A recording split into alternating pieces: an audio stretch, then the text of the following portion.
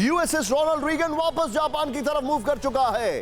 Taiwan जा सकता है कनाडा के सांसदों का प्रतिनिधिमंडल। इस वक्त की बड़ी खबर, हाउस ऑफ कॉमन्स की ट्रेड कमेटी जा सकती है ताइवान।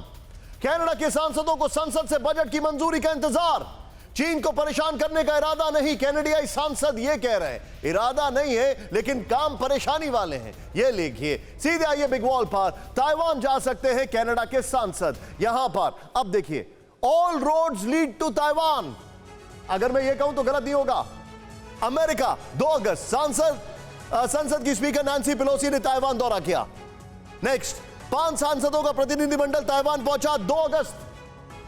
यहां पर जापान, अगले हफ्ते सांसद कीजी फुराया ताइवान जा सकते हैं। नेक्स्ट चेंज करें, नवंबर दिसंबर में सांसदों को ताइवान भेजने की योजना, ब्रिटेन का यह कहना है। अक्टूबर में सांसदों का प्रतिनिधिमंडल ताइवान जा सकता है, कनाडा यह कह रहा है। सीधे आइए यहां पर, मेरे साथ मनीष झा मौजूद है। मनीष, स्टॉक मार्केट में सरस्वती को ले जाने वाले लक्ष्मी को ले आते हैं, लक्ष्मी को ले जाने वाले सरस्वती ले आते हैं। आपको सरस्वती चाहिए तो फ्रीडम ऐप को अभी डाउनलोड कीजिए। वो कहते हैं ना, all road leads to Rome, all road leads to Taiwan. और आप भी ताइवान में ही हैं बाय द वे। लेकिन एक बात बताइए मुझे, इनमें से कोई भी ताइवान को रिकॉग्निशन नहीं देता है, लेकिन सब ताइवान जा रहे हैं। मतलब चीन को चिढ़ाना ज्यादा जरूरी है, ताइवान का जो भी हो वो यूक्रेन का हाल हो जाए।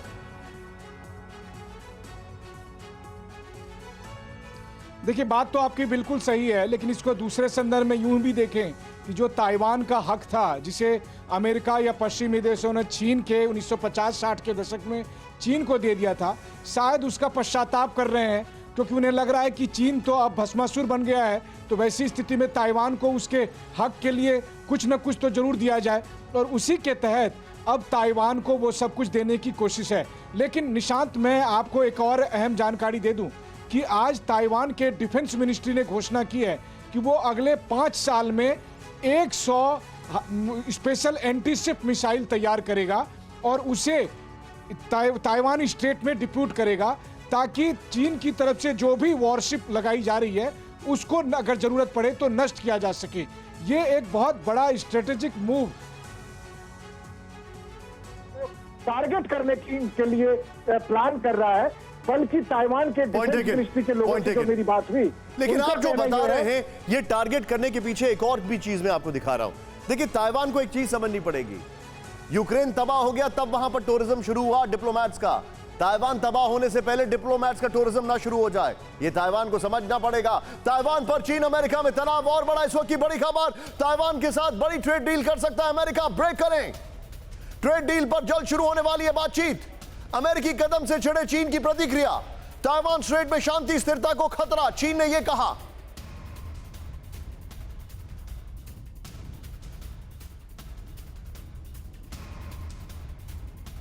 मैं आपको एक खबर बताऊंगा। Now we will go fast. Taiwan से व्यापार, चीन की हेकड़ी पर प्रहार। सीधे देखें आप, अमेरिका ने बढ़ाए कदम, चीन ने दी वार्निंग। इन दोनों में 2 महीने का फर्क है। यह 2 महीने पहले वार्निंग दी गई थी, लेकिन यहां पर अमेरिका अभी भी काम कर रहा है। ध्यान से देखें, ताइवान से व्यापार पर बातचीत जल्द शुरू होगी। ताइवान के साथ ट्रेड टॉक्स बंद करे यूएस, ये चाइना ने कहा था। नेक्स्ट चेंज करें, अमेरिका ताइवान के बीच बड़ी ट्रेड डील संभव है। यहां पर चेंज करें, शांति को खतरे में डाल रहा है अमेरिका, ये इन्होंने कहा। नेक्स्ट चेंज करें, trade felicitation, digital trade, corruption रोकने पर बात। यहां पर चेंज करें, ताइवान स्ट्रेट में शांति स्थिरता बाधित होगी। यहां पर सीधे आइए, ये राहुल दोनों ब्रेकिंग और दोनों शॉट्स लीजिए, एक कनाडा वाली और ये वाली खबर। मैं सीधे प्रोफेसर राजन के पास जाऊंगा। Professor Rajan sir, I am pretty sure Taiwan की जो साई इंगवेन है वो इतनी मैच्योर तो नहीं होंगी। अब जैसे यूक्रेन का इस्तेमाल करके अमेरिका रूस से लड़ रहा है, अब ताइवान का इस्तेमाल करके चीन से लड़ाई की जा रही है। क्या are they not able to see the design?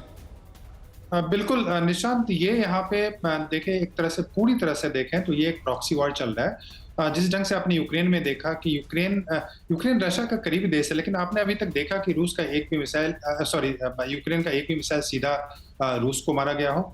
वही स्थिति मुझे लगता है ताइवान में भी होगी। अगर युद्ध की स्थिति होती है तो वैसे में ताइवान को मिसाइल जितने भी खरीद कर लें, लेकिन चीन के मेनलैंड पे अटैक करना उनके लिए बहुत ही मुश्किल होगा। लेकिन जहां तक ट्रेड की बात है तो ताइवान यह भी जानता है कि ताइवान का जो सबसे बिगेस्ट ट्रेडिंग पार्टनर वो अमेरिका नहीं है, वो चीन है।